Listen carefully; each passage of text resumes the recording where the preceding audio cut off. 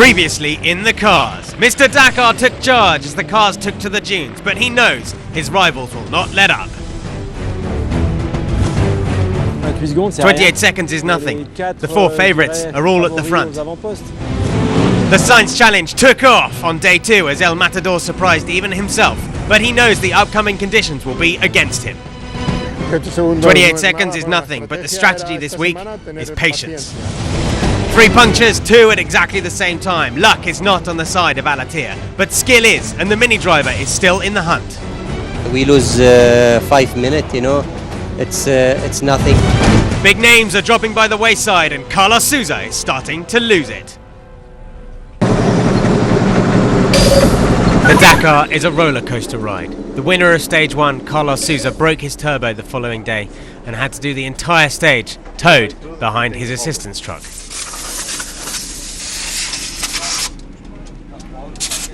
I haven't stopped for the last 24 hours. The mechanics now have until 8 o'clock to see what they can do on the car. We just have to wait and see if we can carry on.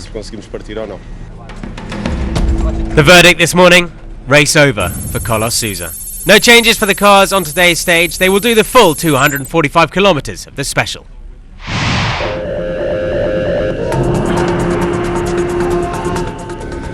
Nice and quietly, Giniel de Villiers is making the best of his huge Dakar experience. The South African remains well in contention. Starting third though made things tough for the Toyota Hilux driver, who remains 6th overall, only 13 minutes away from the race lead.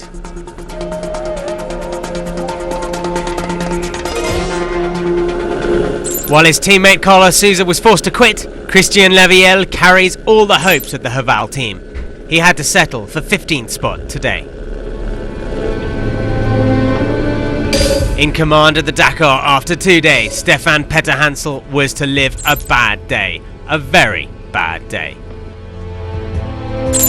Opening the route, the Frenchman lost precious minutes. He finally reached the finish, having lost 28 and his overall lead.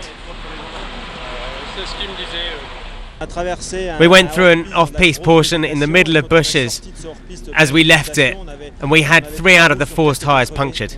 We went into the wool's mouth, but there wasn't much we could do about that. We couldn't imagine that opening the way would cause 3 punctures.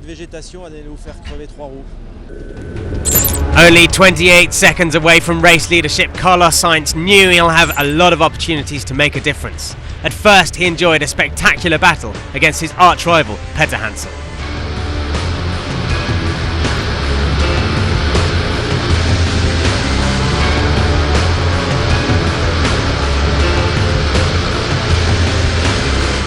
But after getting rid of the Frenchman, he then lost time due to 2 punctures. Nearly 15 minutes the damage, and the Spaniard drops down to 4th place overall. After suffering 3 punctures yesterday, it was the same old story again for Nasser Alatia. He suffered not 3 but 4 and only had 3 spares. In other words, he had to stop every 15 Ks to add air to his flat tyre. Danger 2, jump. Danger 2, jump.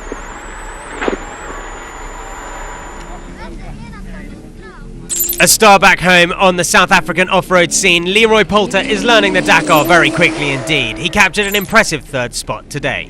It was much more like it for Christoph Holovic. The pole in his Mini struggled the first 2 days, but he showed that he too is a contender for a podium spot. Holo made the best of his late starting position to take 2nd spot on the day. But there wasn't much anyone could do to defend against Nani Roma. The Catalan enjoyed a fantastic 2013 season and is just as impressive on this Dakar. The Mini driver claimed his 10th-stage success in a car, added to the 12 he won while riding a bike. By doing so, Roma captures the overall lead. Really, the Dakar is crazy. One day it's great, the next it isn't. Today the others have problems, we remain focused, and I believe we've managed a good stage. So in the results of the day, Roma from Holovic, Leroy Poulter, Orlando Terranova and Guerlain Chicheret managing a stunning 5th. That changes things in the overall standings. Roma leads now from Terranova by 9.06, Alatia a minute further back, Sainz at 12 and Peter-Hansel, look at that gap, 24 minutes behind.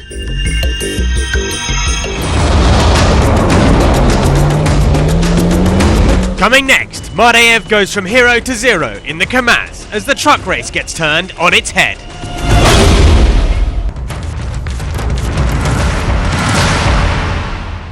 The man who finished second overall in 2011, Pal Anders Ullevalsæter, yesterday had to retire during stage 2. He broke the engine of his KTM at kilometre 290 of the special stage. Amazingly, it's only his second retirement out of a total of 12 Dakar starts. A flat battery left Italian Francesco Beltrami stranded until locals stepped in to help. Jump leads and a slave battery weren't enough. It took Argentinian manpower to get Beltrami started and back in the race.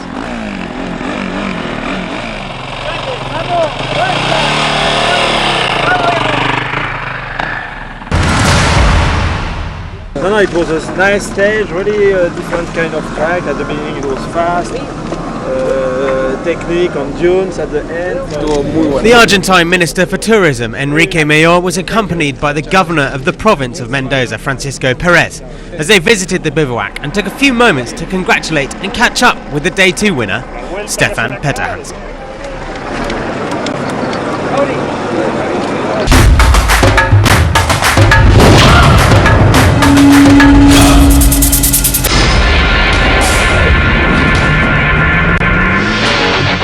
Stage 2 of the Dakar was the scene of quite a battle between the trucks.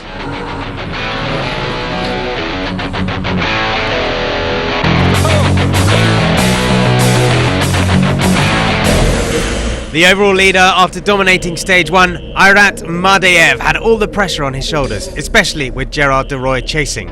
But at kilometre 313, it all went wrong. We were driving along a river and we quickly understood that it was just too narrow. It was really hard to get through. I then decided to follow the cars that were ahead of us and on another track. I thought it would be a good path, but the truck rolled. The crew is okay. All we can do now is wait for assistance. A real nightmare for Airat Mardayev, but also for other privateers.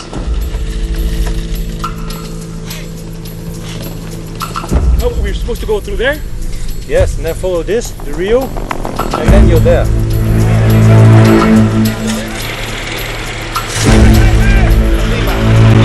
Despite the help of other competitors, there wasn't much to be done.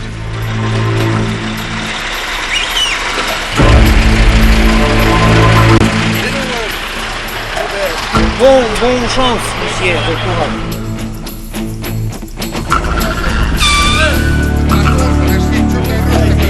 Eventually, the Kamaz assistance truck came in handy.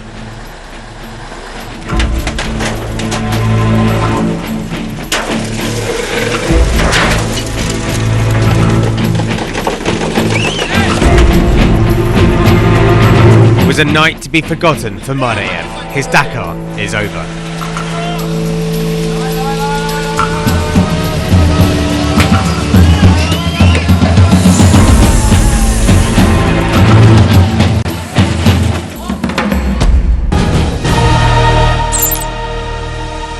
Gerard de Roy, who'd stopped to help out his rival Mardayev, lost precious time before hitting it hard in the dunes. Once at the bivouac, he was given good news: stage win and overall lead.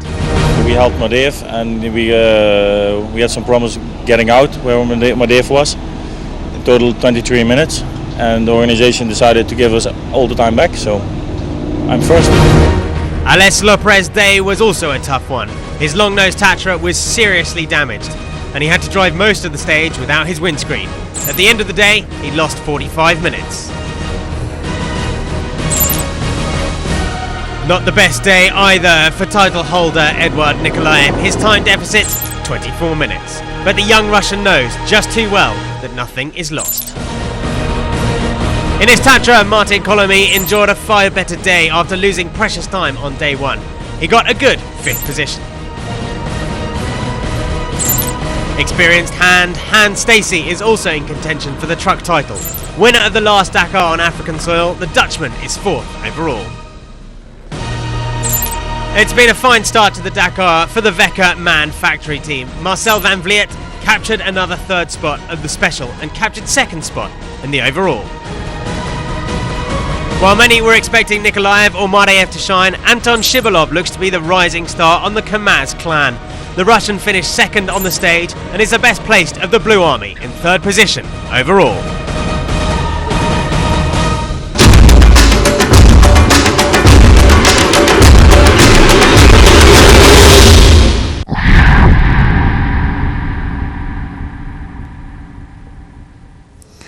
Le pire, c'était les liaisons et le froid du Dakar 94.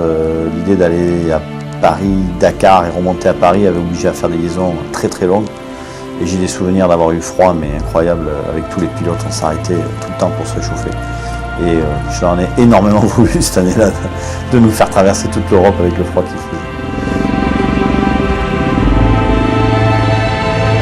El año pasado yo creo que descubrí un poco la otra cara del Dakar, que fue llegar por la mañana, casi no dormir, volver a salir, volver a tener problemas. La carrera es totalmente diferente y mucho más dura. Biggest disappointment obviously was for me in 2007 when I was leading by 32 minutes from Carlos, and you know, we had an engine problem right next to the Elephant Rocks in Mauritania, and I'll never forget that. You know, we sat for 3 hours on the top of the roof of the car waiting for the truck, and then I had to spend 10 hours being towed in by the truck with I think 4 stages to go. Il y a eu l'annulation en 2008 qui a été un moment très très pénible parce que ça a été vraiment très soudain, très subi, on pouvait rien faire et on se sentait complètement prisonnier de ce qui nous arrivait et on n'a pas pu trouver de solution. Donc et pourtant par le passé on en avait trouvé, on a eu fait des ponts aériens, enfin on a monté des usines à gaz parfois pour sortir de situations extrêmement compliquées, avec brio plutôt, et là on se sentait vraiment dans les cordes, quoi, donc c'était très compliqué. J'ai malheureusement la terrible nouvelle à vous annoncer, le Dakar 2008 ne partira pas.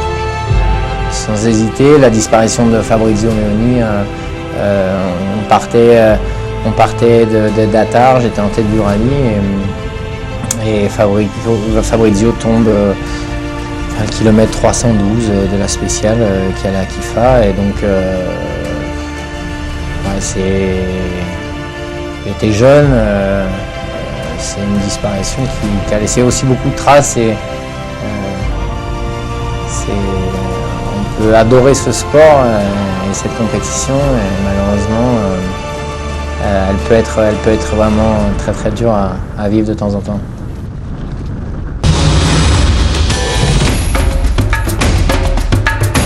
Tomorrow on the Dakar, we go from San Juan to Chilecito. Roma has taken control, but will he keep his grip on the lead of the Cars Rally?